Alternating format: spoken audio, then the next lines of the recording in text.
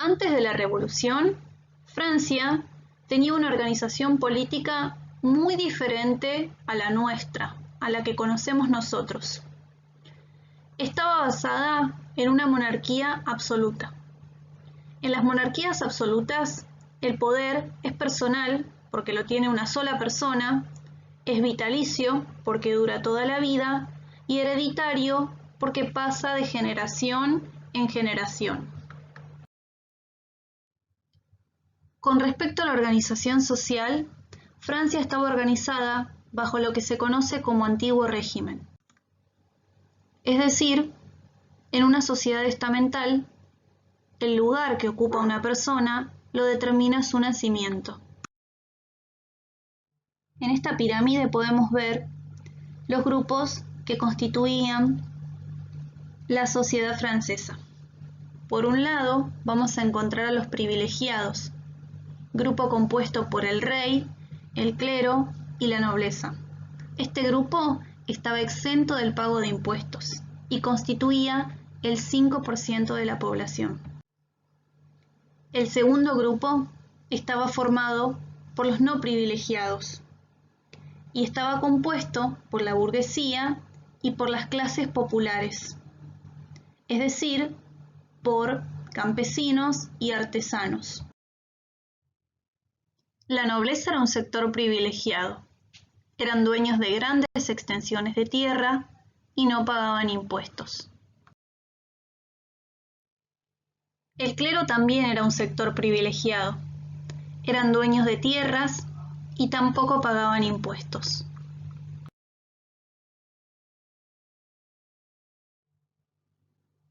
Si bien la burguesía pertenecía al tercer estado, estaba en una situación mucho mejor de la que estaban los campesinos. Era un sector social que se había enriquecido a partir de ciertas actividades, como por ejemplo el comercio. El sector más desfavorecido era el sector campesino. Vivían en condiciones de extrema pobreza y eran los que llevaban en sus espaldas todo el peso de la sociedad. La economía francesa era muy distinta a la economía inglesa. Mientras los ingleses avanzaban hacia un proceso de industrialización, los franceses tenían una economía basada en la agricultura de tipo tradicional. A partir de 1787 se inicia en Francia un periodo de crisis económica. Se sucedieron en este país una serie de malas cosechas, lo que ocasionó la escasez de alimento y un aumento en los precios, sobre todo un aumento del precio del pan. Francia atravesaba un déficit fiscal, debido a que tenía una gran cantidad de gastos que no podía afrontar con los ingresos que generaba. En principio, estaban relacionados con las malas cosechas, pero a esto se le sumó la participación de Francia en la independencia norteamericana, lo que llevó a que tenga que invertir una gran cantidad de recursos en esa participación. Y también los gastos y lujos que realizaba la corte.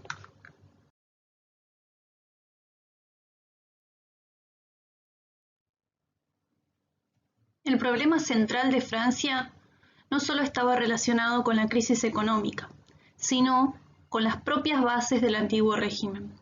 Es decir, este problema subyacente estaba relacionado con que un sector social llevaba sobre sus espaldas todo el peso de la población. Para tratar de salir de la crisis, el rey Luis XVI intentó llevar adelante una serie de medidas fiscales que incluían la intención de cobrar impuestos sobre la propiedad de la tierra, lo que afectaba directamente a la nobleza. Ante la negativa de la nobleza de pagar impuestos sobre la propiedad de la tierra, el rey convocó a estados generales. Los estados generales eran una institución compuesta por los representantes de los 3 estamentos, que se reunía ante una situación excepcional para deliberar respecto de una consulta o pedido por el rey.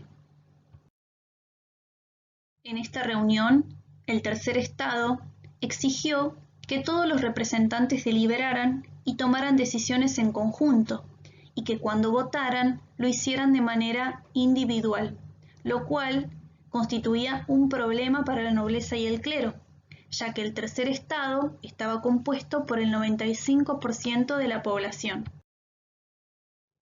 Este conflicto de intereses entre la nobleza, el clero y el tercer estado hizo que el tercer estado se separara de la reunión y se reuniera con el objetivo de constituir una asamblea nacional.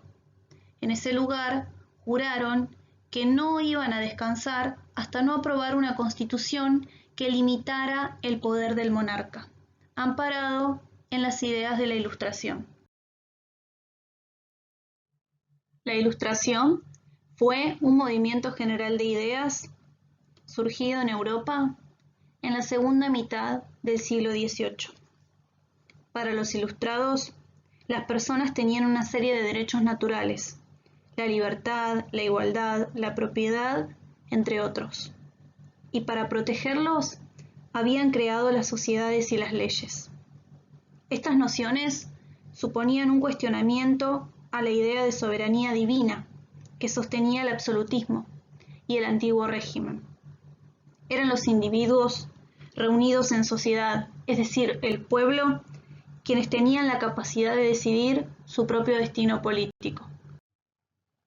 Cuando se supo que el rey quería disolver la asamblea, el 14 de julio de 1789, una multitud salió a la calle y asaltó la Bastilla. La Bastilla era una prisión real y era un símbolo del poder del rey. Allí liberaron a los presos y se adueñaron de las armas para defender a la Asamblea Nacional.